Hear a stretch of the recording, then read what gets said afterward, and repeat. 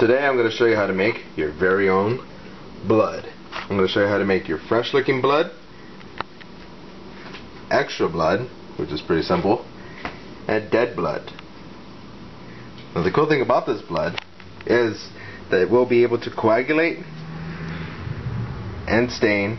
It even have the right texture. And to make this is very, very easy. The first thing you're going to need is some Caro syrup, black and red food coloring, a bowl of sugar, lots and lots and lots of paper towels, and to mix it all you're going to need either a clear Tupperware bowl like this or a measuring cup if you'd like. So let's go ahead and get started and showing you exactly what you're going to need to do to get it all started. Oh, and of course, don't forget the spoon. Alright, so the very first thing you're going to need to do is get your corn syrup. Any kind of corn syrup will do. Make sure that it is, of a thick texture, because they have watery textures as well, and don't get the dark one. The dark one will just ruin everything. So depending on how much you want to use, I'm going to put just a little bit just to show you guys how to get it done. You can make your own quantities. So first we just got regular syrup in there, and the first ingredient we're throwing in there is the red. Just get your spoon,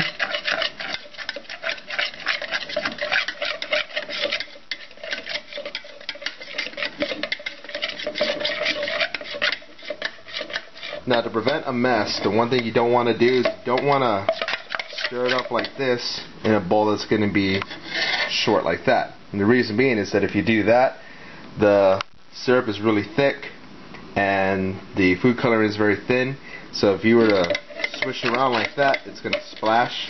You'll have stains everywhere, and food coloring stains is almost impossible to get out. So we got the thick slimy texture already going on, but obviously that doesn't look real. So what we're going to do now is we're going to get a little bit of our sugar. Now the sugar is going to be very helpful in two ways. First off, what the sugar does is it thickens it. So you can apply this to your Halloween makeup. You want to make it look like you have some fresh wounds, open sores or scabs. And the second thing, the thing that I love the most about this, is that after a while this will actually begin to scab. Very much like realistic blood. If you look right here, actually I got some right there, still hasn't come off, and it's very scab-like. So the only problem about this that I have though is this looks like candy. Doesn't look like real blood. If you look at it, that's not real blood. So what we do is we add a little bit more of the red food coloring. So if you're going to do a lot, you might want to get 2 or 3 bottles of this stuff. Mix around some more.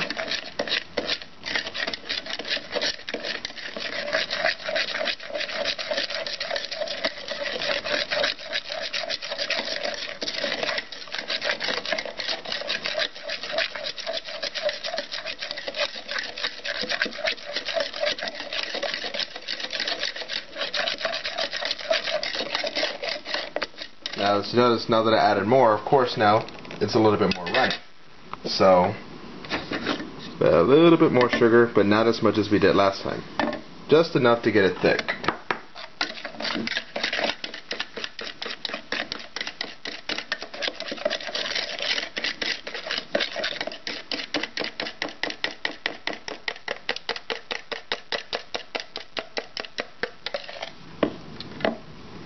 There you go.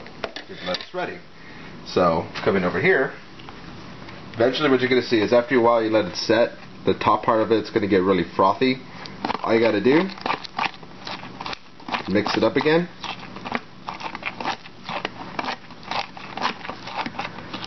Now if you've been doing this for a long time, you don't have to worry about making a mess as much as I do. But if this is your first time, I strongly recommend it. And the other thing you can do, if you get your paper towel, fold it up just like that, like a little sponge. You just barely dip it in there, and watch.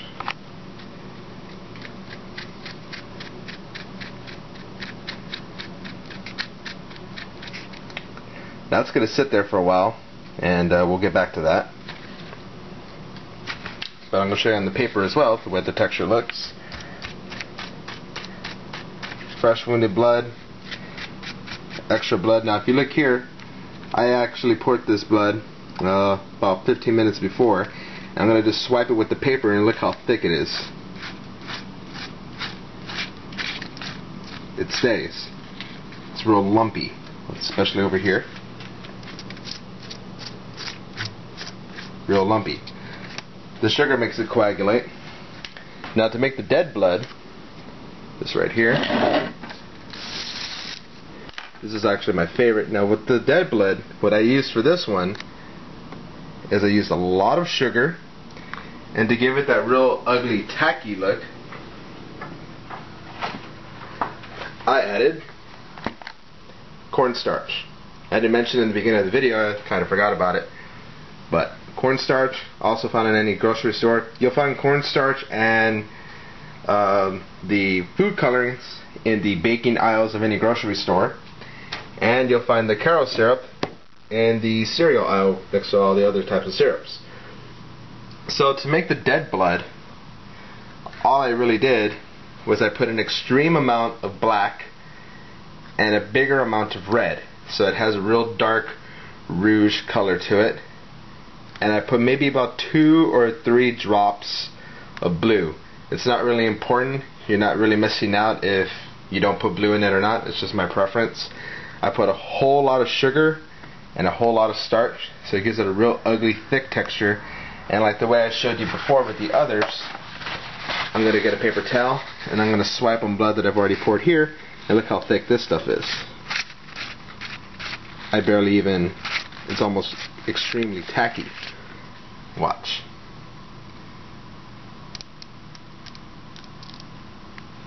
And just like that, there's a line already there.